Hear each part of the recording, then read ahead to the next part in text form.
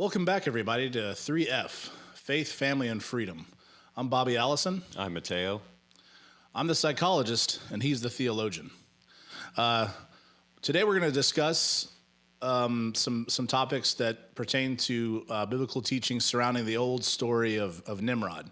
So we'll get into that major topic as far as the Bible goes. We'll also touch on some psychological factors that surround this type of an issue. For instance, identifying the patient here, as you would in a family therapy or nationwide therapy scenario. Also, the stages of change and how they relate to what we have to look forward to. Are we optimistic about change in this country? Is change possible in this country? We'll also get into the source of some of the dysfunction. Is it the media? Is it critical theory? Is it a bit of both? And then at the end, we'll discuss some of our general opinions and probably some previews to future podcasts on some very critical. I say critical. I should not say critical. That's the bad word that we'll discuss. But some important issues surrounding faith and freedom and family, specifically some that might really touch on the family. 3F is a psychologist and theologian providing a much-needed commentary on the three most essential elements of life: faith, family, and freedom. Once upon a time, there was a man named Nimrod, and he got into some pretty interesting things, as Matt will explain. So kind of set the stage for us, Mateo. What do we need to know about Nimrod? Yeah, so there's a little bit of backup that leads to Nimrod's story to fully understand what's going on with Nimrod and why that was against the Lord's will and the Lord's plan for the earth.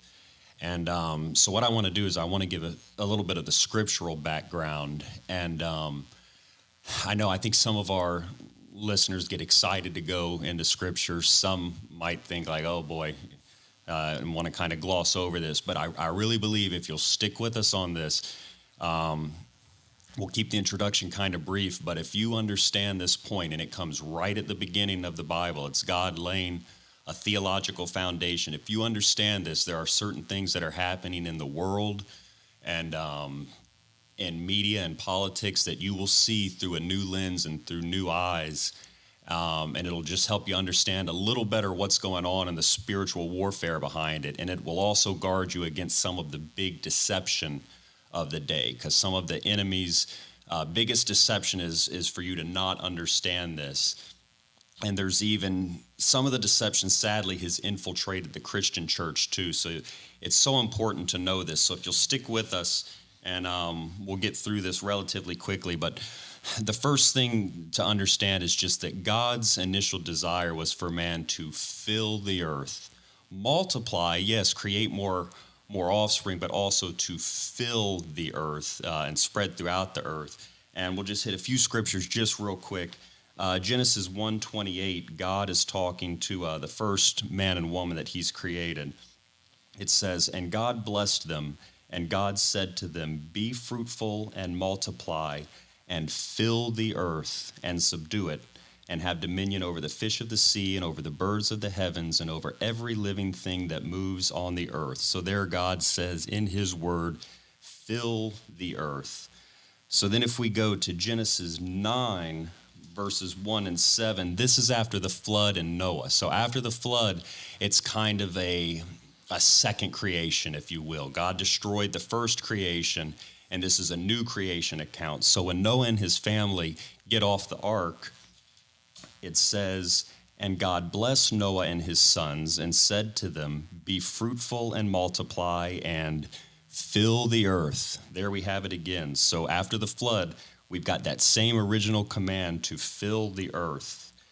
And if we go to verse 7, it says, "And you be fruitful and multiply, increase greatly on the earth, and multiply in it." And to you millennials and Gen Zers, this means have some kids, for goodness sake. Then we will go to verse 17, and now this is God talking to Abraham. And in verses 4 through 6, God's establishing the covenant of circumcision with Abraham, and he says, "Behold, my covenant is with you, and you shall be the father of a multitude of nations. No longer shall your name be called Abram, but your name shall be Abraham, for I have made you the father of a multitude of nations. And I will make you exceedingly fruitful, and I will make you into nations, and kings shall come from you." So there we have God talking first to Adam and Eve, then to Noah, and then to Abram. And in all of those cases, his will is to fill the earth and for many nations to be in the earth. And so that's the first important thing you need to understand. But then when we get into the Genesis account, we see that some evil men who were against God did the opposite of what God said to do. And instead of filling the earth, the evil men start to build cities and to build empires where people will congregate rather than filling. And the first of those people is Cain.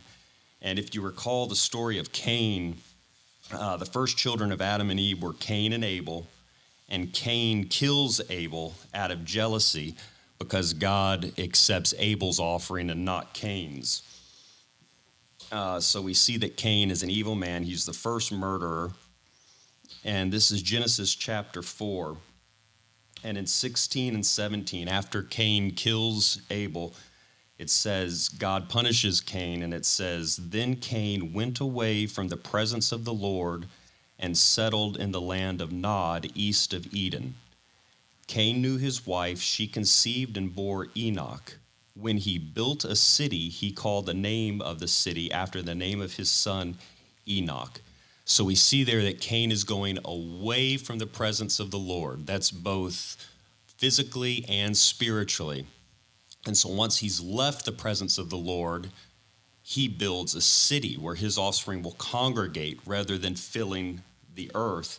And if you continue to go on in that story, you'll see that in that city, Cain's offspring becomes more and more corrupt, down to an offspring named Lamech, who's just even so much more corrupt than Cain was. So we see that when man goes against God's will and congregates in a city rather than filling the earth, outside of God's presence, he gets more and more corrupt.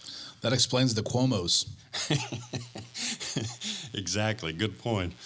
And now it is important to say here and to make this point that this is not to say that cities in and of themselves are inherently evil or that it's sinful to live in a city.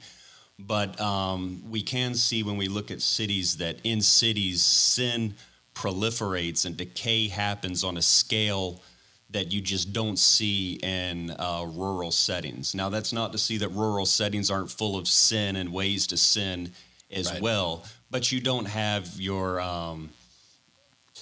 you have drugs in rural areas, but you don't have your organized crime per se, your brothels, and these things go on, but sin can just be so much more quick and pervasive to hit a multitude in a city than in rural areas. Does that make sense? Yeah, it's pretty face valid from my standpoint, or I would say most people recognize that especially when we deal with the media these days, it comes from the major centers of commerce. New York City is a major media hub in this country. Washington D.C. being probably the second or 1A. Chicago and California. I mean, this is the areas of the country that are most saturated by these media types that we'll get into later. Choose to utilize critical theory as a ways of persuading and brainwashing the masses. So it's undeniable that the city centers are more corruptible, for one, because you have a small message that can filter through thousands, millions of people on a pretty efficient basis. So yeah, and thank you for elaborating on that, because don't misconstrue this to say that it's sinful to live in a city or we need to abolish all cities. There's a little bit of nuance to it, and you've got to hold on to that nuance. But Right. if we fast forward a little bit from Cain, when we go past Noah and Noah's offspring, Noah had 3 sons. The bad apple, the corrupt son, was Ham. And from Ham, we trace his offspring to a man named Nimrod in chapter 10 of Genesis. And in verses 6 and 8, it says, the sons of Ham, Cush, Egypt, Put, and Canaan. And Cush fathered Nimrod. He was the first on earth to be a mighty man. And by a mighty man, he led a large group of people and built an empire, which we see in verses 10 and 11. The beginning of his kingdom was Babel, Erech, Akkad, and Calneh in the land of Shinar. From that land he went into Assyria and built Nineveh, Rehoboth-ir, Calah, and Resen between Nineveh and Calah. That is the great city. So whereas Cain built a city, we now have Nimrod building an empire. And he was the first empire builder on earth and the first mighty man. And if you recognize some of these city names, Babel, which is a story of Babel we'll get into, but Shinar was the area in what is now present-day Iraq. This is the area that would become Babylon and the mighty empire of Babylon. So Nimrod's empire was kind of like proto-Babylon, if you will. So that takes us to the story of the Tower of Babel, which is Genesis chapter 11. And let me real quick read that story just to refresh everyone on that. Now the whole earth had one language and the same words. And as people migrated from the east, they found a plain in the land of Shinar and settled there. And they said to one another, come, let us make bricks and burn them thoroughly. And they had brick for stone and bitumen for mortar.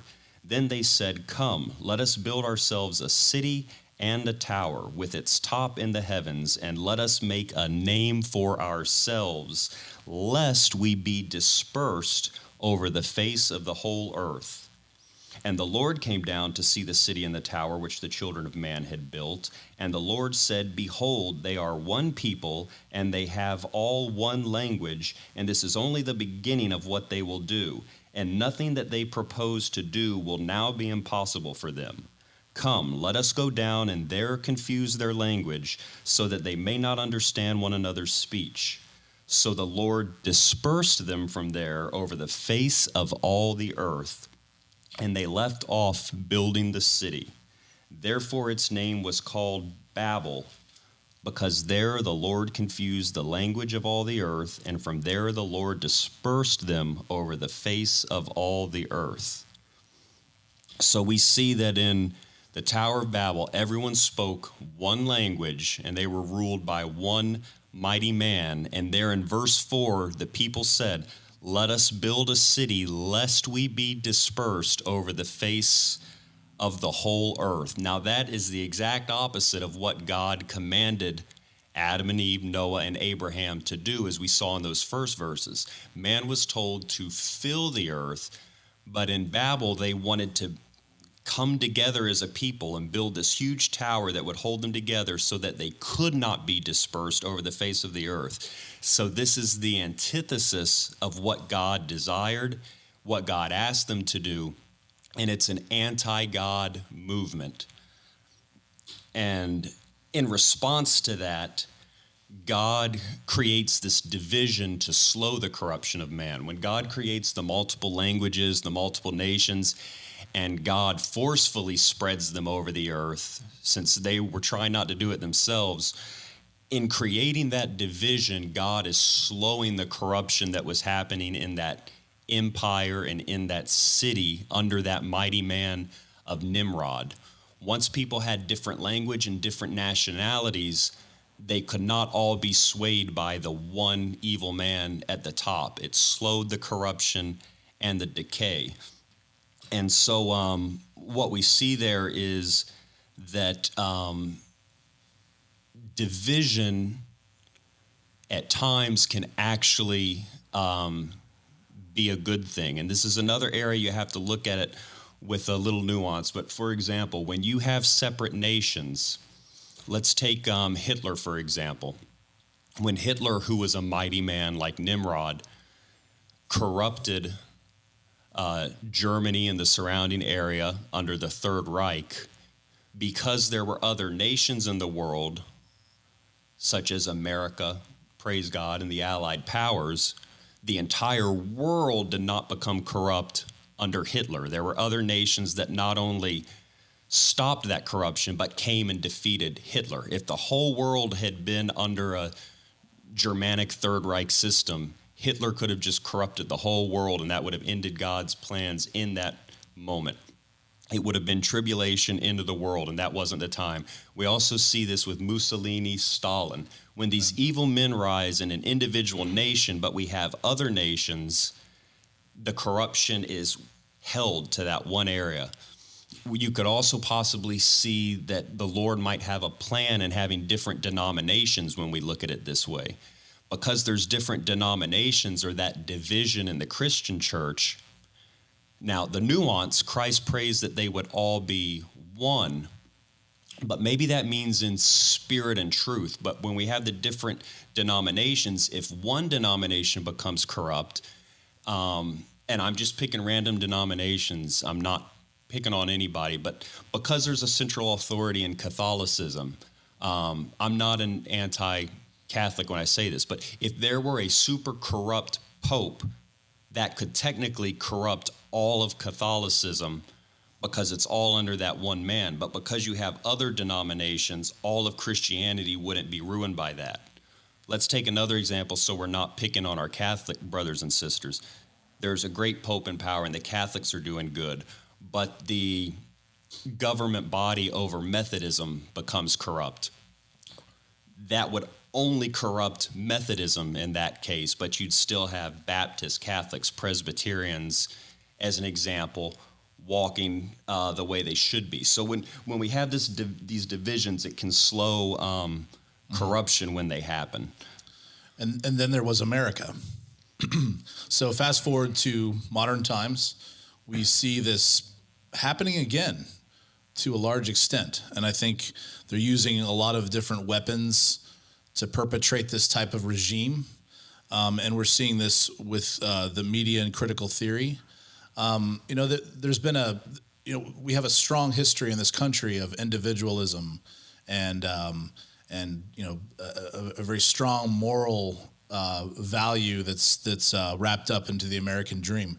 We were once a very suburban, rural, spread out society. Nowadays, we're seeing the centralization of authority. We're seeing the centralization of city planning, urban living, those types of things. And with the media now, we see a current of dissuasion and persuasion towards this common theme, globalism, trying to dissolve the American tradition, trying to dissolve American morals and mores. I think you can make the argument that we're seeing this this type of enemy-driven ideology proliferating again, and so we're going to have to do something about this. Hence this podcast, hence a lot of alternative media that you're finding in the country now to hopefully replace these evildoers, these wrongdoers, these useful idiots. So the story of Nimrod, you could make the argument is happening again. Absolutely. Yeah, and it's anti-God. And this is our central argument in proving that critical theory is anti-God, it's anti-America, it's racist, it's the epitome of, or it's the antithesis to the American model, this republic that if we're lucky we get to keep. So we're gonna delve into ways of identifying the problem and hopefully restoring America and finding a way to make some lasting change. So are you finished with the gist of the biblical discussion there? Yeah, that's pretty much the biblical foundation. When you understand God's initial command and plan to fill the earth, and you see that example of Babel and Nimrod and how it was an anti-God movement. Like you're saying, when we see a push today for globalism and a one-world government, or any movement that wants to destroy nationalism for the sake of a governing body over the whole world, we actually have a Nimrod anti-God movement there. And so, as Bobby's saying, and the things that we see in the world today, when we look through them and we can see that Babel agenda behind it to pull everyone together, we need to recognize that that's an anti-God movement. And I think it's important to present the nuance here that it is possible to have national, ethnic, and denominational identity while still practicing global or ecumenical harmony. So this isn't to say that we shouldn't get along as a world or seek for global harmony or a certain ecumenical harmony, but we should keep our national, ethnic identities as we pursue that global harmony. It's when we seek to take away the dividing lines entirely and say that the only way we can have harmony is as one body, that's when it becomes the anti-God movement. Right. So, Nimrods in the media, the title of today's podcast. Let's get into the psychological side of things. When you have a family coming in for therapy, or when you have a situation that you're trying to exact change upon, you try your best to identify the patient. Typically, the patient or the source of the problem is a member of the family that seems to be sucking in all the energy, sucking all the emotional content or the emotional capital out of the room, for instance. So it might be it might be the difficult child that they're dealing with, or it might even be the parent that through their particular pathologies are corrupting the rest of the family. So when we identify the patient as the problem currently stands, this current of tribalism, dishonesty in the media, outright lies and propaganda that's popping up instead of actually just being an honest broker and presenting information. We have a lot of problems in this world, in this country, that we could be handling much more efficiently and consistently, but because of this undercurrent of deceit and lies, we're a lot of dysfunction is being filtered into the ether. So how do we identify the patient, or how do we identify the source of that dysfunction? So I think, a lot of people would make the argument right now. It's one of the major sources is perhaps the far left or their mouthpieces in the media. So you have the Nimrods in the media that are the mouthpiece of the overarching empire that they're trying to build. So you see a lot of journalists that are trying to force people into positions. I think the most recent thing was a journalist for the Washington Post trying to get was it NPR that was trying to get Tom Hanks to become an anti-racist. These are not just journalists; they're activists. They're trying to actively get people to compromise themselves and then help compromise the nation thereby. So I think when we identify the patient, it's got to be the loudest source of dysfunction that we see in today's day and age, which is, I would say, the media, the far left, these people that. There's a lot of useful idiots surrounding them, but I think that there's a lot of very evil characters underneath that are helping perpetrate this type of regime. So once that patient is identified, how does one exact change? We know through a lot of really contemporary research on change itself through Prochaska and DiClemente, their research into stages of change. So there's 5 important stages. There's the pre-contemplation stage, when you have no idea or no understanding of what the problem is. As far as you're concerned, there might not be any problems. So I think a lot of useful idiots right now are wrapped up into this idea that things are good, think there's nothing bad happening. You have Barack Obama on TV saying that conservatives are worried about this critical theory. Really? Come on, man. All that stuff. So these people, these useful idiots, might be in the pre-contemplation stage when you have no idea that the change is needed.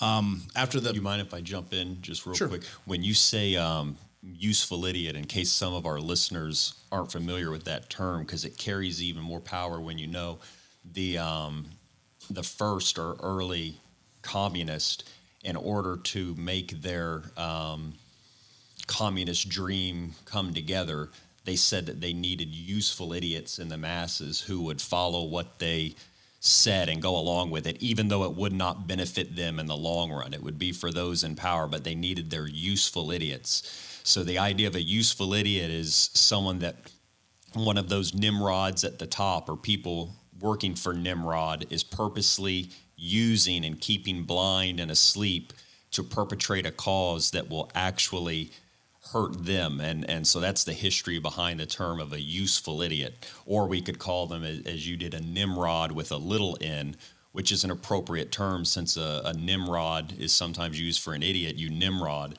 So the Nimrods with a little n are the useful idiots, or the Nimrods that don't even know they're helping this agenda. And so Right. you say the psychological stage for that is called pre-contemplation. yes. So we have a lot of people, Christian and non, that are in a pre-contemplative state about the problem that we're in. Yes, they're not bad people per se. I mean, some of them may be bad people, but I would say the vast majority of them are good people, and ones that we want to stick around and help change their minds, and help to not really even change their minds, but kind of re-solidify the importance of what this country is for the world.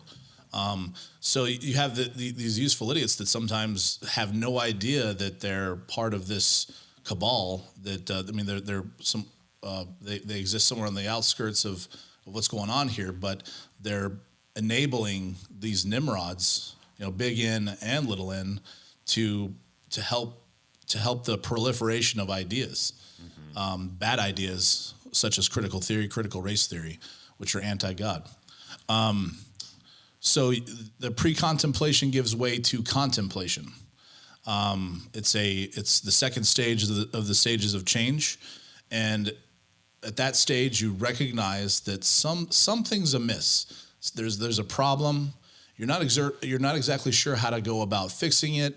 You don't even know what that even means. You're not sure how that's going to work, but you recognize that there's a problem.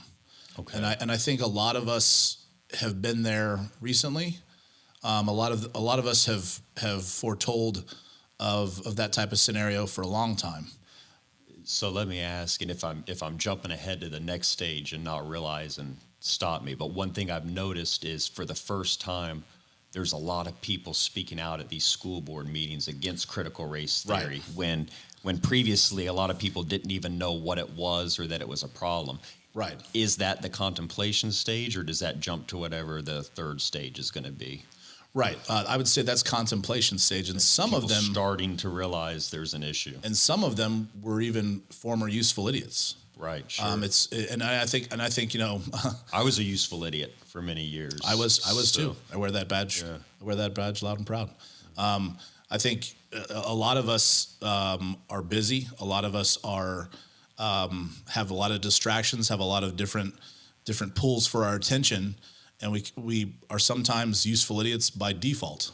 And it's not purposeful. It's not goal-directed behavior. Because you're trying to do the right thing, raise a family, put food on the table. Yeah. But that's where you need the watchman on the wall to say, But like most good people, once you see or foresee or perceive a problem, it piques that interest, and you start to consider standing up. And so these parents in Loudoun County, some of these parents in CCDF here in Polk County, standing up to try to protest masks in our Polk County schools. They recognize a problem, and they don't like the fact that this problem is messing with their kids' development. That's messing with our ability to parent these kids. That's a problem that they may not totally know the solution or how to go about doing it, but they're in the contemplation stage. They're thinking about it and they're talking about it. The contemplation stage gives way to the preparation stage. In the preparation stage, you identify the problem. You know probably who the patient is. You know where the sources of the problem are going there are coming from. Therefore, these parents going to the school board to confront them. They don't know that change is possible. They don't know that change will happen, but they know that they need to confront the problem. So we're almost a little bit kind of in between going from contemplation to preparation and what this movement we're seeing in the school, right. Parents and the school boards. Okay. And the unique thing about the preparation stage is that you set a plan in place, or you don't set the plan in place yet, but you come to an agreement in your own mind or with others that have also identified the problem. You come to an agreement on when to start acting, when to start going for change, when to start to change the system, whether that's through voting or whether that's through activism on our parts. And I think centrists, classical liberals, conservatives, we need to start becoming more activist in our approach to things, because I think that's how we become useful idiots, is when we don't act, when we allow, for instance, the college, our university system to be corrupted since the 60s. We allow for feminism to radically change the way we approach our morals and families and how we raise our girls and how we encourage them to go for their own aspirations over the family model, which is both good and bad at the same time. The change of that's been the rug that's been pulled out from under most of America because we weren't activist in our approach to, hey, that's stuff we like. So the preparation stage. Yes. So the preparation stage is setting, okay, June 5th or December. You can pick a big date. 9/11 is when we're gonna really go after some change in this country and try to take back or just try to restore some sanity to this process. So that's the preparation stage.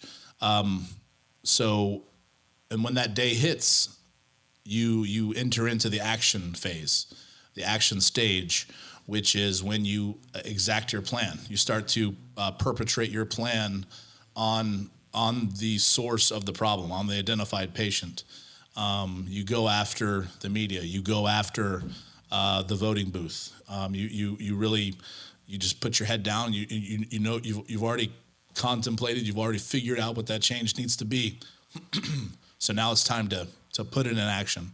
And then after that phase is well underway, you're in the maintenance phase. So that fifth phase being maintenance, just maintaining that lasting change. Once you get to a place where you can restore what is right, what perhaps is biblical. In our case, we want to perpetrate those values, or we want to facilitate those values as much as we can onto our families and communities, and hopefully the greater culture. So those are the 5 phases. I mean, there's a lot of important factors with the stages of change research that they allow for relapse. So you might be well into the action phase, and some people mess up. Some people are corrupted themselves. Some leaders within that action community might themselves be corrupted by forces within the media, the money that's going to flow the other direction, and reverse activism. And so that might force some relapses. If we're all in a good place, if we're all healthy, if we're all united, that relapse can be motivating and can add to the action phase in the other direction and get us back into maintenance, get us back into a good place.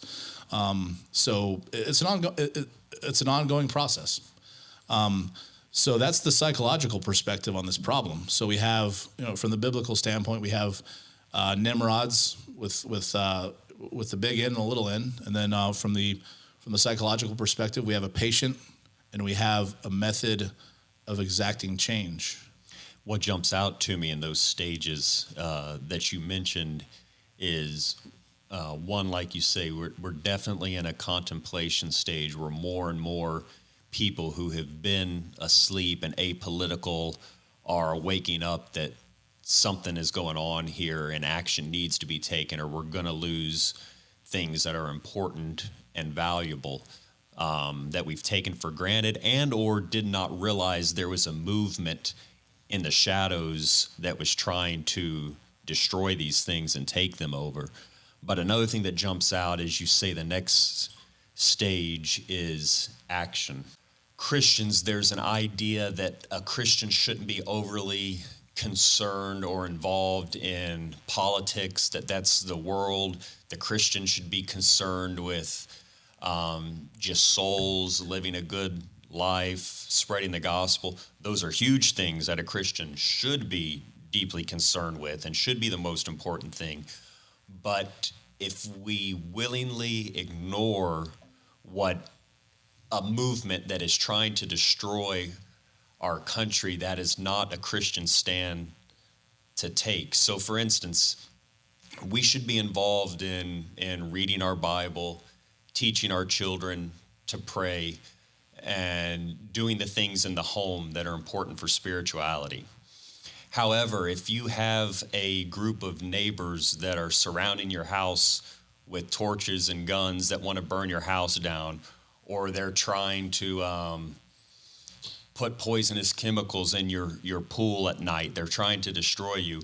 If you ignore that and you don't take action against that because you're just focused on the spiritual things, you're not doing your role within your family as a spiritual person. There's a time that you have to take worldly action to enhance the spiritual. And so Christians do need to be involved in government right now. And there's a movement, and I've even heard it from Christians that try to say that Christian nationalism is a bad thing. Now, I'm not proposing, when we say Christian nationalism, a theocracy that the church should govern the world. No, nobody wants that. But it's not wrong to be a patriotic Christian or a Christian who loves America and wants to work for America. That kind of Christian nationalism is not sinful. That is the action that's needed to work against this Babel movement right now. Right. And America is not necessarily the goal. It's the values, the freedom, the ability to be an individual and to listen to God and go out and procreate and spread out. Those are the values that America just happens to encompass those things historically. So by a Christian getting patriotic, it's not necessarily about America. It's about the ideas behind America. So so the red, white, and blue is just a symbol of what's underneath. So I think as a Christian, we should be out there in our community and not necessarily proselytizing every day, but trying to do that through our actions as well. Getting into the school system and joining, volunteering to join these committees within our schools to make sure that critical theory isn't getting into our schools. Making sure that if there's a mask mandate, it makes sense and it only lasts for a period of time before it starts to permeate the school, change the values altogether, and try to distance ourselves from each other, which is what masks do. It covers your face. It covers part of what God created for us to look at each other and create relationships. I think your face is a major piece to that. And I do think though that America has such an important role in this standing against this globalist movement that's why there's such a movement to weaken America and destroy America right now, because the globalists in the world, the elitists, the globalists that want to create this one world government of which they'll be the head of, America is not necessarily, could be, not necessarily the only nation that stays in the way of that, but America is the strongest nation that stands in the way of that globalism. And the values of America that these leftist hate. Those values are what make America not only such a strong nation, but a nation that would stand against globalism. That when you see these attacks to weaken America or to speak against America, it's because the enemy, Satan, also working through the enemies, the Nimrods on earth, the globalists, know that America is a major block in creating that one world government, that Babel. And that is why you see such a strong movement. So when you see people, whether it's the media or other things, working to weaken America, to create racial divisions in America, and to sully our history and besmirch our history, it's because America has to be destroyed and weakened for this one world government to take place. So it's actually a very Christian thing right now to stand up for America. That does not go against Christian ideals. It doesn't mean that America is better than other nations or that we think God loves America more than other nations. Not at all. It just means that in the geopolitical world, America has a key and important place in holding off the one world government. Correct. So when we've identified that patient, so the media comes to mind. I think it's kind of cliche. We hear it all over. Centrists, right-leaning, even classical liberal settings that the media is the problem, the mouthpieces of the left. But I think I think it's true. I think that even though it's almost cliche at this point, it is the media. We have to be honest with what the major source of a lot of the problems are. For instance, we would not have had this pandemic were it not for the media. We would not have had a lot of the tribalism around masks, a lot of the tribalism around the source of the lab leak or the pandemic in the first place. I know you didn't mean this and how you worded it, but we would have had the pandemic because the virus came out of China, but it would have been handled much differently. Correct? Is that Correct. What you mean? Yeah. I think the media didn't cause the pandemic. Right. I think the way we reacted to the pandemic was guided and shaped by the media. I think I meant lockdown. I don't think we would have had a lockdown without the media. I knew that's what you meant. I just wanted to clarify. Okay, thanks. Yeah, I think, I would say that the media had a part in making the pandemic worse than what it may have been. That's what you meant. Mm-hmm. I think, you look at the effect size of this virus, and it's a bit more aggressive and a little bit more deadly than the flu, right? It's probably not. It wouldn't have been as bad as, say, Ebola, were that to come ashore in the United States, from what we know of Ebola. But you could make the argument that the media may have played a role in exacerbating the effects of the pandemic, for sure. Shutting down society for such a long period of time. I think the media, we wouldn't have had the lockdown if it weren't for the media.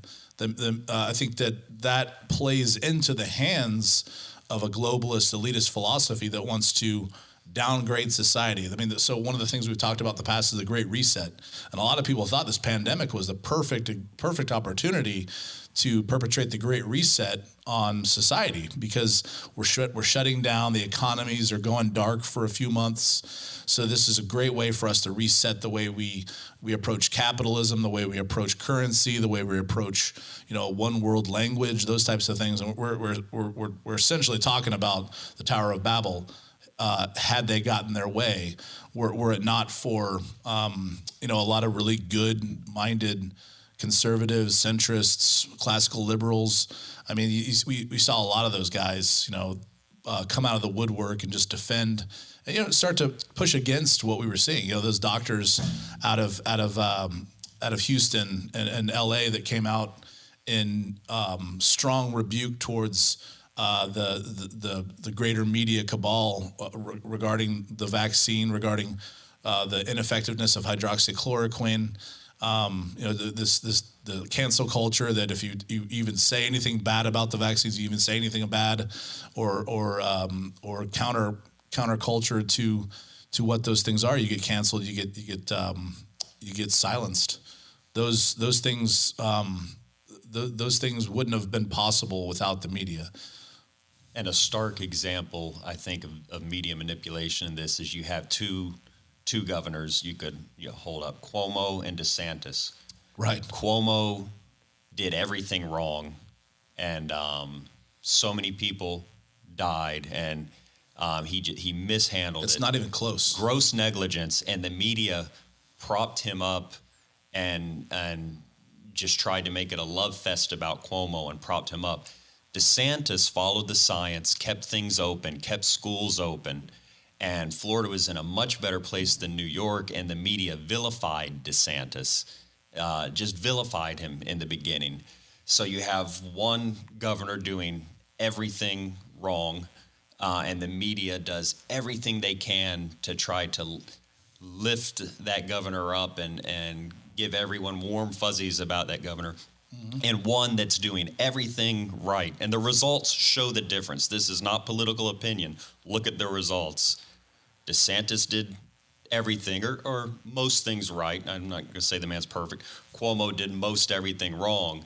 And the media vilifies DeSantis and lifts up Cuomo. They were not objective, and they were not following the facts at all. It was clear propaganda with an agenda.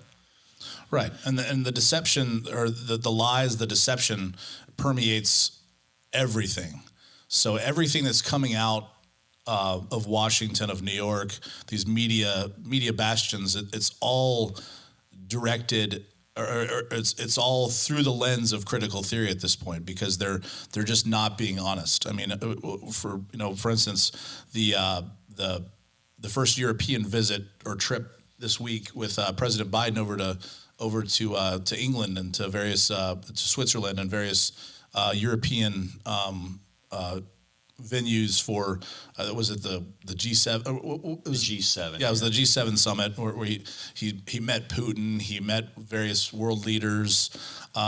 So it's been pretty much a train wreck. I mean, there's points where Biden was lost in the convention centers and walking around aimlessly to be rescued by his wife, to the much to the chagrin of journalists that tried to downplay it and say that he was just being funny and all this stuff. I mean, we had after the summit we had Joe Scarborough of Morning Joe say it was the best.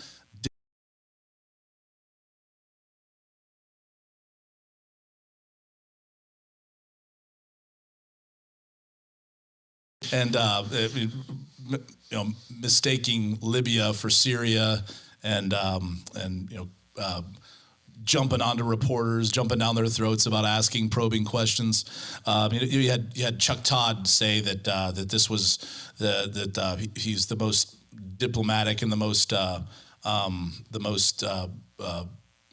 salt of the earth president that he's seen in a long time. They're just totally.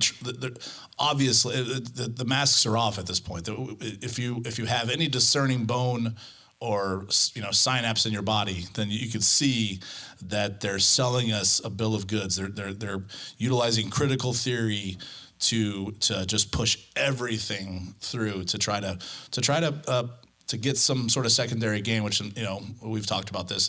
It's power, it's political prestige, all those types of issues. So one of the ones that stood out with me this week as well was Joe Scarborough's lovely wife Mika Brzezinski saying that it's her job, or it's their job, to control the minds of their viewers.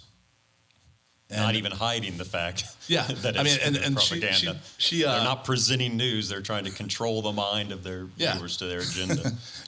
Brian Stelter getting on and asking Jen Psaki, what have we gotten wrong? How can we serve you better? Mm-hmm. The Don Lemons of the world, not wanting people to question the FBI, not wanting to question Anthony Fauci. Anthony Fauci himself, perfect example of a compromising force. Science no longer, at least right now, in the context of this pandemic, in the context of the lab leak, in the context of, and this the last 2 years of our existence, science has been used as a manipulating force, and it's because of the media. We can no longer trust Anthony Fauci. We can no longer trust the CDC. We can no longer trust the FBI. We can no longer trust the World Health Organization. There's redemption. Redemption is possible. We're Christians. We're gonna forgive these entities, and we're gonna allow them to retool themselves. If we can enter that action phase and get control ourselves, and then retool these organizations to serve their purpose. There's redemption there, but right now we can't trust those organizations. Yeah, and I think you take the things that Bobby's talking about here, and you put on your Nimrod glasses, your Tower of Babel glasses, and look at it through that lens. And again, you've got President Biden, like Bobby said, with this train wreck of a G7, and the media is presenting it as this wonderful thing. Well, what happens when Biden goes there and he's weak and it's a train wreck? These other powers in the world, they get excited that America is weak now and we don't have a strong head. And there's a president that's wanting to get back into the Paris Accords.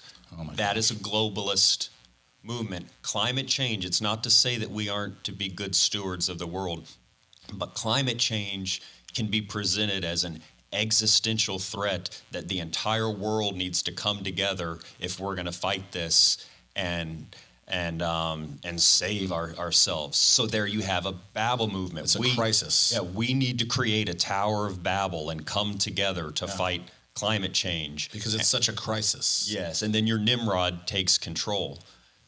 Whereas President Trump, who was hated by the media, he got out of the Paris Accords and he put America first. Now, people tried to present that as racist, bigoted, what have you. But what we had was a president that was respected and was making America strong. He was getting away from that globalist mindset, and he was hated by the world, and the media did everything in their power to convince you that he was a terrible man and that anyone who would support him was a terrible person. That's a microcosm of the greater issue. What is the job of the American president? To put America first, correct? And that shows the what the media and the leftist establishment views the role of the president, but their ultimate goal is to unite the world, perpetrate this globalist philosophy. Critical theory is their weapon. That's their main tool. That's their AR-15. It's the job of any CEO, any boss, is to better their organization, take care of their employees. So it is the job of the American president to put America first. So I think anybody in the center, any classical liberal, any conservative identifies the fact that Trump did what he was elected to do. Right. But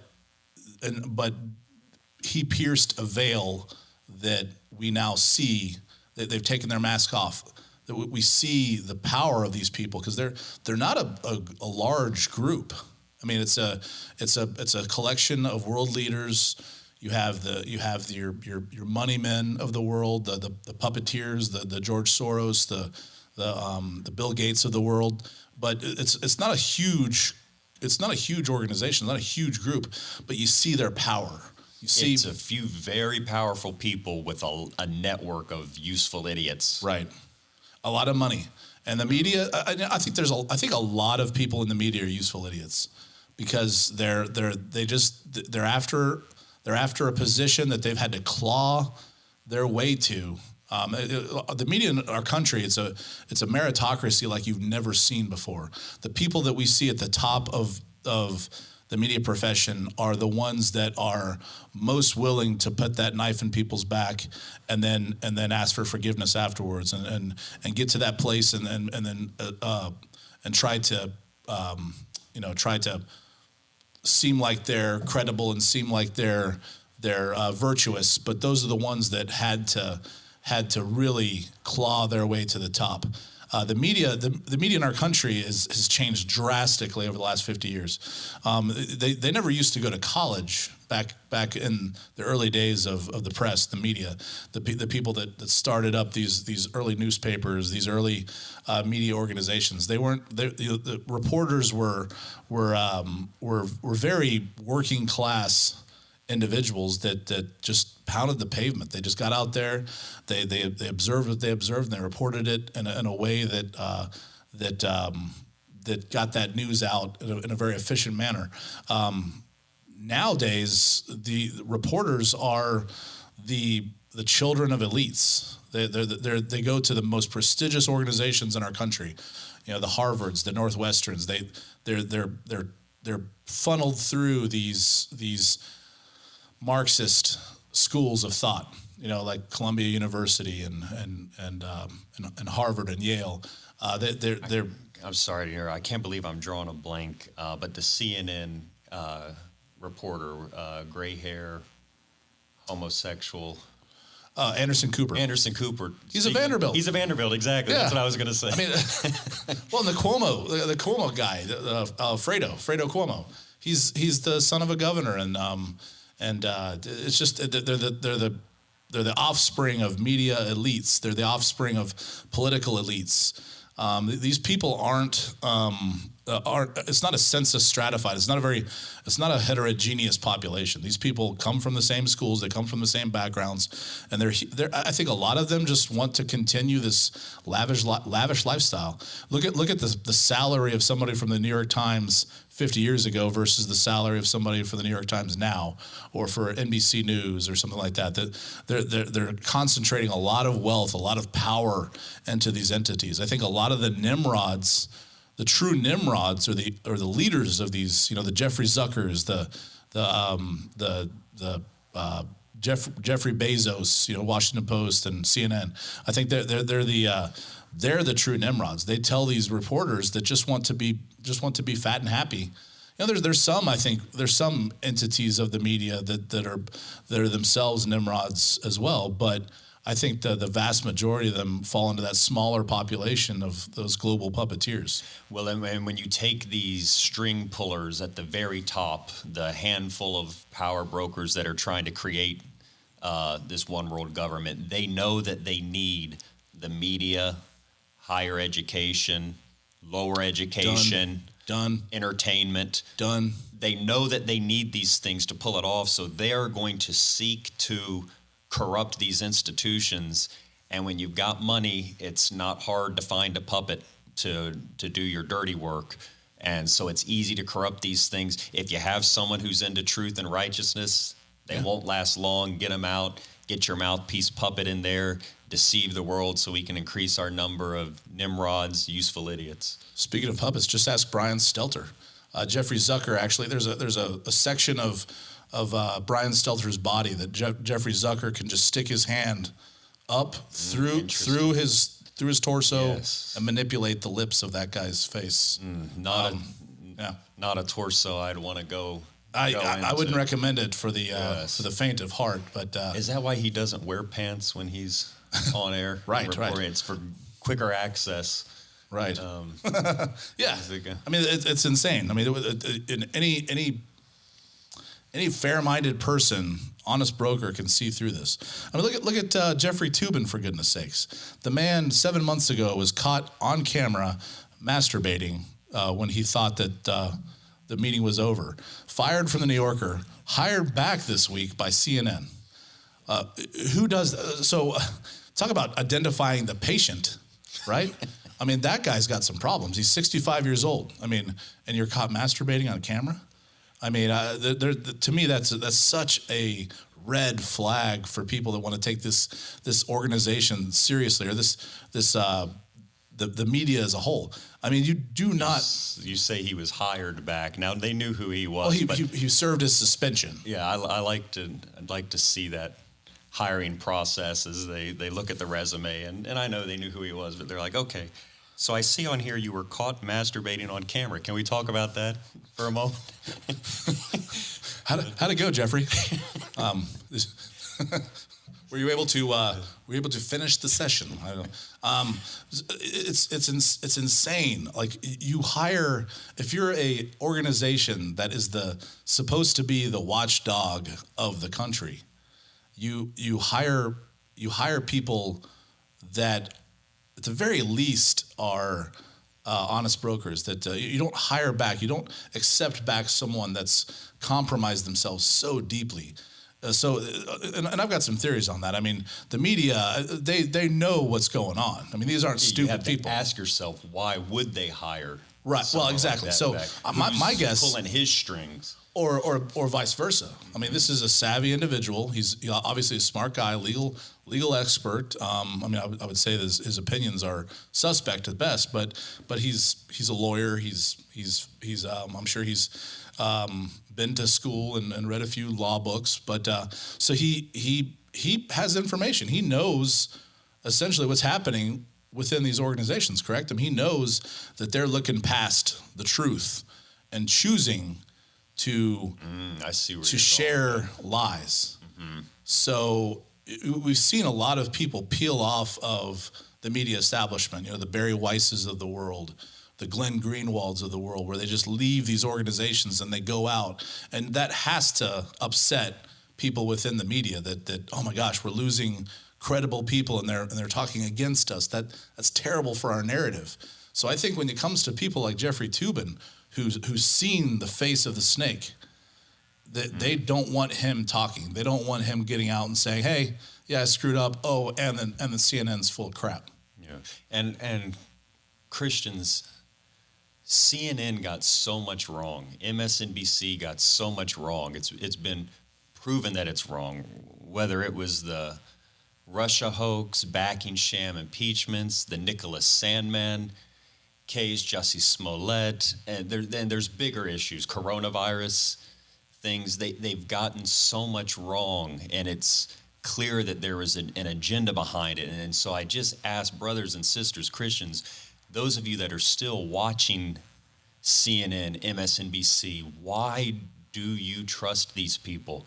Why are you still trusting them at this point? They hate you. They don't like Christians. See the way they talk about Christianity and Christians and causes. You have no business watching these news organizations. And I know some of you are just too asleep, and we're hoping to wake you up to see it, but Christians, you have no business watching CNN and MSNBC at this point, unless it's just Sun Tzu's The Art of War and to know your enemy, if that's why. But if you're actually watching it with a receptive heart, you're being misled. I'm sorry. I agree.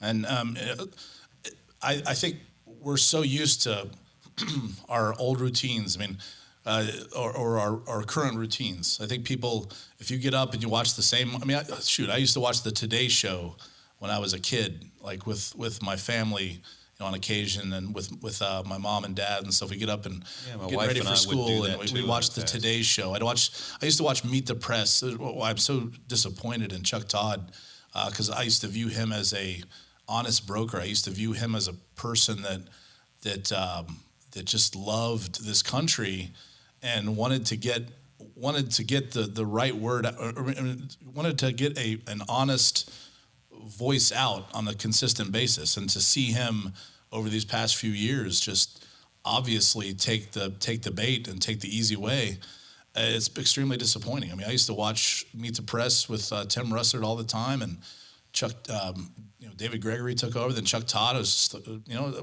and I can't watch that show anymore. I mean, it was. I mean, it's not a huge loss. Don't feel sorry for me, but I just can't watch it. It's frustrating because I know the truth. At least I think that I know the truth, and I think I've done my research and I've done my due diligence enough to know the truth, and I don't like being lied to. I don't like being forced to look at something that's just obviously deceitful. And what might help again is if you want to go back to it, watch it with your Nimrod glasses on, with your Tower of Babel glasses and look at it through that lens and worldview, and you might see things that you haven't noticed. Those things coming to the merchandise portal coming soon. And let me, if you don't mind, Bobby, throw out a few points of how the world today is closer to being a worldwide Babel than it's ever been before. Do you mind if I do that real quick? I don't mind whatsoever. Just keep it clean. Okay, I'll do my best. One thing that we saw at the Tower of Babel is everyone had one language. Well, right now the world is coming back to one language like never before. English is proliferating, especially in the Western world, even in Asia, parts of Africa. It's pretty hard to go anywhere these days that someone doesn't speak English. And most people who aren't native English speakers learn English as a native language. For those that don't have it, we have apps on our phone that you can just immediately translate a language on your phone from Portuguese to English, what have you. So we're closer to that one language than ever before, which helps the globalist. The next thing is you need one religion, because religions can separate us. And humanism is becoming that world religion. Now, fortunately, there's still lots of Christians and Muslims that spread it out. But the reason there's a push for no God and no religion is because you need that one religion to harmonize everyone. We're at a point where one universally recognized government body can control the world, whether it's a United Nations that becomes corrupt or a coalition. But thanks to technology, it's easier than ever for a single government body to control the entire world. One currency is needed. Well, now that we can use credit cards so easily, we're solidifying currencies across continents. We can go to Bitcoin or things like that. We're closer than ever to truly being able to operate with one currency on the world scale. And when you see this breakdown against genders and the gender confusion, that's even potentially bringing us to this idea of just one gender, which is you are whatever you think you are. But all of these things put us closer than ever to truly being able to run or rule the entire world and bring the entire world together through, at first, a handful of powerful people, and then potentially an antichrist, which the antichrist would be the final Nimrod, if you will, what it's all working towards. And we can't let that happen. We have to we have to unite this community, especially the Christian community, classical liberals, centrists, conservatives. We have to put boots in the ground, start to mobilize in a nonviolent way. I mean, as much as possible. I mean, I think some of this, unfortunately, through the years may lead to more kinetic type situations. We look at Antifa and BLM and how violent they can be, but we have to do something about this. Mateo and I started this podcast to be a source of an alternative viewpoint as far as media goes, and we've got some opinions that will run counter consistently to a lot of these things. I mean, we're talking about delving for. Simplifying our culture into one gender. We are created in the image of God. There's a man and a woman. There's an ocean of difference between men and women, and that's good and that's okay. We can say definitively that that men have penises and women have vaginas. There's those types of things. Novel thought. We're not going to be that voice that suggests that there's much in between. I mean, yeah, we know that there's differences. I mean, there's anomalies that happen. There's different pathologies that can enter the system. To where you have a small section of the population that might have some gender anomalies or gender dysmorphic type issues, that I think we need to love those people, and we need to hear them. We need to try to accommodate them as much as possible. But people, I've treated these people. They are not the porcelain little fragile cases that you think they are. They're people. They have their own mindsets. They have their own opinions. A lot of them don't like the aspect of culture that forces them into the spotlight and forces pronouns upon people, and those types of dynamics. A lot of the patients that I've seen through the years and that have struggled with these issues don't like that spotlight. They actually, a lot of them want people to know that they're very resilient. They understand that they are somewhat of an anomaly to the vast majority of the population, that they are not the norm, and that's okay. But we still need to love these people. We need to help them try to accommodate their perspective around the greater culture. And it's such a small percentage of the population that, like you're saying, even if you're open to the fact, and I think it's good to be, because we don't fully understand the brain, but let's say, that this is the case, that people have gender dysmorphia and don't understand the gender they are. We can be sensitive to that, like you're saying, but it's such a small percentage of the worldwide population. You don't redefine gender and the way we live our lives and asking people what their pronouns are because of this small population. You can love that small population without turning the world on its head and confusing other people. If I go through the whole world, and you can maybe answer this, I'm sure you could better than me being the psychologist, but I could probably find you at least one person that has enough of an issue going on in their brain that they think they're an animal. That one person has to be out there. Do we now need to start identifying what species we identify as? Is it hateful to assume I identify as a human because one person thinks they're a dog and really believes it? And I'm not trying to belittle people with gender dysmorphia. That's a tough cross to bear. I'm just trying to make the point, you're going down a slippery slope when you redefine the entire world for a small percentage of people. It's a solution in search of a problem, and the solution it comes from critical theory. If we muddy gender, if we muddy relationships, if we muddy, for instance, like if you are not attracted to a transgender person, you're somehow transphobic. This is a critical theory ploy.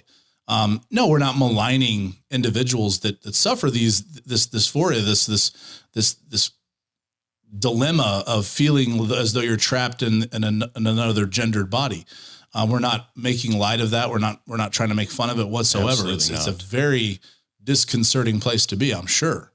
But it is such a small, for goodness sake, like, God bless this city of Winter Haven. It took us forever to get a Chick-fil-A. Why did we not get a Chick-fil-A? Because we weren't large enough. Think about these states that are building transgender bathrooms for 0.03% of the population. It's a solution in search of a problem. We need to love these people. We need to invite them into our fellowship and just love on them and pray for them. But they want to live their lives too. And I don't think they want to be forced into a spectacle. They don't want to be forced into the center of the conversation. They want to live their lives. Look at it like a Caitlyn Jenner. God bless her. She's made the transition. She's already there. We need to love her. She's not gonna transition back. It's a thing for her. She feels the need to do that. We're not gonna judge her. We're not going to. It's not our job to do that. We're going to try our best to just thank God she's conservative. She's just an amazing example, but it's not the norm. It's not necessary to create the solution for this greater problem that doesn't really exist. Right. And even Caitlyn Jenner said that that she was against transgendered females or males. I get confused on it, but in women's sports. So that's a case where even though Caitlyn Jenner has that issue, Caitlyn Jenner is still looking at the overall issue with reason and rationality, at least in that regard. This will have to be another episode altogether because it's such a deep subject. But we've got other things to get out there. We like I mentioned before, millennials, Gen Zers, they're not having children anymore because of, and I think this goes back to feminism back in the day. It goes back to the transgender push now. We're de-emphasizing the role of the family, and that's part and part. It's straight out of the playbook of BLM, critical theory. They want to de-emphasize family. They want to de-emphasize the necessity of multiplying this earth, proliferating this earth and spreading out, having babies. It's not for everybody. Some people can't have children. Some people won't have children for various reasons, but there is a particular beauty in having. It's not something to be scared of. It's not something that is going to drastically affect your life in a negative way. I think that's what every patient that I see that's a millennial or Gen Zer that is anti having kids, they think that it's just going to be this death nail to their lifestyle, to the way they live their lives. And that might be true on some in some regards, but it's going to open up so many other doors and so many other different directions. Just the blessing of a child is something not to be played around with. And it's so important that you look at these issues with nuance, and some things we address as a big picture thing, but it changes a little when you zero in on case specific. So when we're reading these verses that say multiply and fill the earth, and when Bobby's saying, millennials aren't having children, that's not saying that it's sinful to choose to not have children or have a small family, or that we're not making a blanket statement that contraception is a bad thing and people should have large families. It's everybody's choice, but that's where a critic might jump in and try to take the complexity out of the argument to say that the argument's saying something it's not. But this isn't saying that everyone has to have large families or it's a sin to have small families. But when you zoom back to the bigger picture, and we see larger swaths of the population than ever before choosing not to have families at all, maybe there's something at issue that in the large scale needs to be addressed that doesn't pertain to each individual family and the choices they would make. Right. And, we're going to hit a lot of these issues that I've talked about. Critical theory being their major weapon, their main weapon. And so we have to debunk and call out the ammunition. So critical theory is the cannon or the gun. So for instance, the proliferation of transgendered ideas, or issues that are solutions in search for a problem. Those are that's a piece of ammo. That's a piece of ammunition. The disintegration of the nuclear family. That's another bullet. That's another piece of ammo. Another one is the proliferation of the idea of white privilege or systemic racism. That's anti-God. That's a lie, and that's another piece of ammo. So over the next few years, God willing, if he sees some value in this and chooses to provide for us, we're gonna enter the action phase, and we're gonna try to combat this evil theory, this evil network of Nimrods and their useful idiots. Yes, amen to that. And we want 3F to be a community as well. We want your involvement. So if you feel like we need to be a little more nuanced in this part of the argument, or you have that to add to it, or you think this is a good action point, reach out to us and let us know, because along with just trying to get this truth out there, we want to create a community as well. And I agree. What I'd like to do is if God willing, if important to people and they have questions, I'd like to do a few episodes where we maybe take some questions from the audience and get a sense of what else you guys want to know from. I mean, I'm a psychologist. Mateo's a theologian. We have two very different.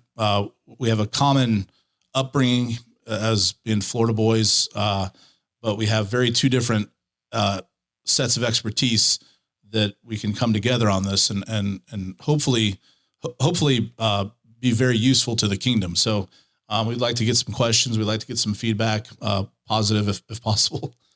Yeah, and another thing, we're going to be saying some things that aren't very popular right now because it's against this globalist movement. We hope that we don't get deplatformed. DeSantis has put some things in place to protect with that somewhat for Floridians, but if we are to get deplatformed, bear with us while we come back together and find a new platform to take action with. We have multiple platforms now between YouTube, Patreon, and some audio. So we're building our web. And also, speaking of Patreon, especially since we're new to this, it's important to us that we put out free content weekly. And we're going to do our best to do weekly. We're both very busy with careers and studies, but we will try to do new content once a week. And we want that to be free. And that's the main video podcast and audio podcast. But on Patreon, you subscribe on Patreon. And there's levels of membership, and it's $3 or $5 or $7 a month. And if you want to subscribe to that, we're going to put some bonus content and exclusive content on Patreon that we don't put everywhere else. We might throw things out in between the weekly podcast on there. And Patreon is really where we're working to build our community. But on that top tier of Patreon, and I don't just say this, to try to get everyone to go there and pay for that top tier, but I think it's a necessary tier because it's called the inner circle. And there's some things that we can't necessarily, we're going to be pretty open and honest, even though it's not popular, even in what we're putting out free weekly. But there'll be some things that might just be so controversial or against this Nimrod government or movement that we're not going to release it on the free weekly thing. It will only be for what we call the inner circle, which is one of the membership levels in Patreon, and those topics will come. But yes, for instance, just to kind of grease the wheels a little bit, coming soon to the inner circle, Matthew will give a up close and personal explanation of circumcision. I assure you that will not happen. But there might be some gems like that on there. Sorry to put words in his mouth. If we were going to do that, that's where that would be, is the inner circle. God forbid. Yeah. But no, that won't be on there. No worries. and also on YouTube, make sure you hit that like button and subscribe to us. We're gonna go at this. We're gonna enter the action phase hardcore. I'm sure we're gonna get attacked. I'm sure we're gonna have some enemies. I'm sure the Nimrods in the media are gonna come after us at some point. But it should be fun. If there's any lawyers out there, be ready, and pro bono too. We don't. And when that does happen, the attacks, let me tell you, the support means so much. Because even before 3F, I've been vocal on some issues on Facebook, and I've had lifelong friends that have attacked me, and it has shocked me because I thought these people would be friends for life. Yeah. And suddenly, because I'm presenting a different viewpoint, they're attacking my character, and the friendship is over.